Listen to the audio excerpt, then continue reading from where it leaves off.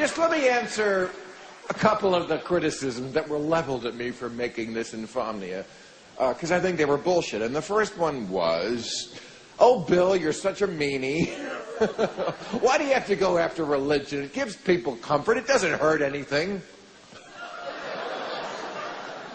Okay, well, other than most wars, the Crusades, the Inquisition, 9/11, arranged marriages to minors, blowing up girls' schools, the suppression of women and homosexuals, fatwas, ethnic cleansing, honor rape, human sacrifice, burning witches, suicide bombings, condoning slavery, and the systematic fucking of children.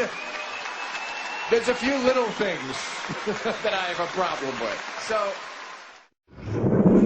You support the death penalty, according to my notes. Isn't it largely Republican? I don't... Yeah. You might not have birthed the idea, I guess but... so. I mean, I have a lot of ideas that you might consider conservative.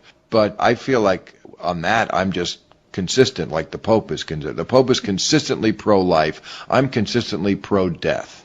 I'm for the death penalty, although I do believe in more DNA testing. My motto is, let's kill the right people. I'm pro-choice. I'm for assisted suicide. I'm for regular suicide. I'm for whatever gets the freeway moving. That's what I'm for. All right, wait. It's too crowded. So the planet is too crowded, and we need to promote death. When I look at the Venn diagram of people who are pro-death penalty and pro-choice, I don't think they intersect. You may be the lone person in the world at that intersection. Absolutely not. I've met plenty of people who have the same feelings. Pro-choice and... Yeah, I'm not randomly going around in the street saying, hey, we're going to kill you. I mean, we're talking about people who've earned it.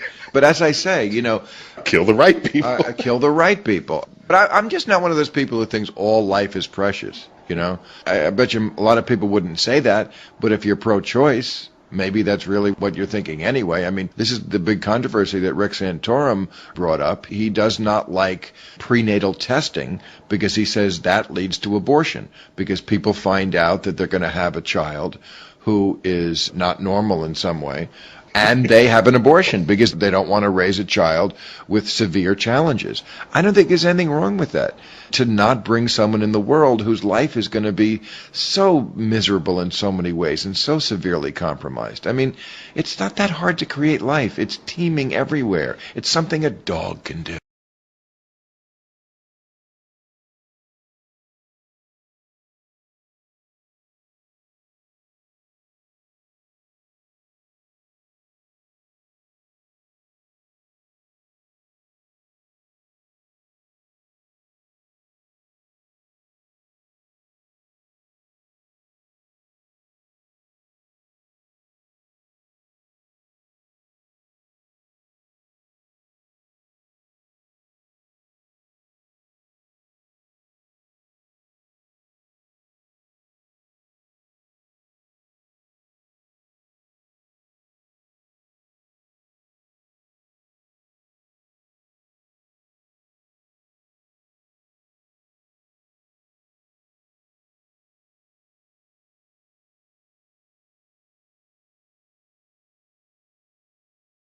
Moral argument for God's existence goes basically like this. Premise one, if God does not exist, then objective moral values and duties do not exist. If there isn't a God as your absolute standard, then everything becomes socio-culturally relative. Moral values are just ingrained patterns of behavior that have evolved through biological and social evolution.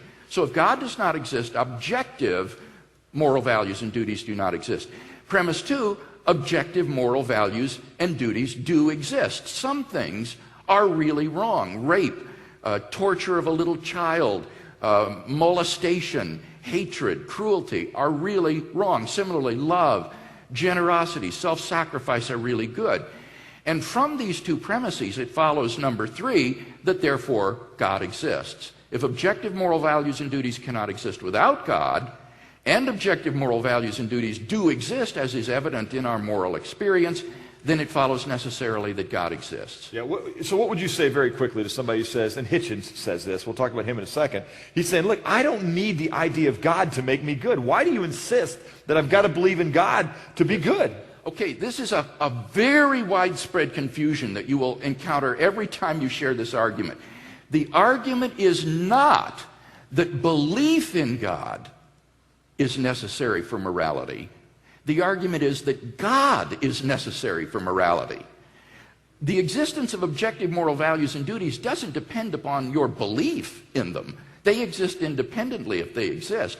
The argument is that God is necessary as a foundation for objective moral values and duties. But if God exists, and there are objective moral values and duties, then they exist independently of whether you believe in them or not. In particular, they exist for the atheist, because they don't depend on whether the atheist believes in God or not. These are objective realities. So the argument is not that atheists are bad people, or that they can't live good and decent lives, or that in order to live a good life you have to believe in God. That's not the argument. The argument is that in order for objective, mind-independent moral values and duties to exist, you have to have a foundation in God. And isn't that where the discussion goes? If you reject the idea of God, and we therefore reject, even though I say there are some, I don't need God to be moral, but the question then becomes, well, what is moral? And I might have a list that doesn't match up with yours. If we reject this foundation for morality, and the foundation is just what I in my gut think is right, because there are those that would say that, for instance, sexual morality is part of what you, because you have a foundation of theology and God, believe. Yeah. But I'm telling you, that's repressive, it's puritanical, and it's unnecessary. And so I still have a morality. My morality is different than yours because my base is different. Well, see, that person is affirming the first premise, that if God does not exist, then objective moral values don't exist. It's person relative. You have your code, I have my code. What he's really denying is the second premise, that objective moral values exist. He says they're person relative or person dependent.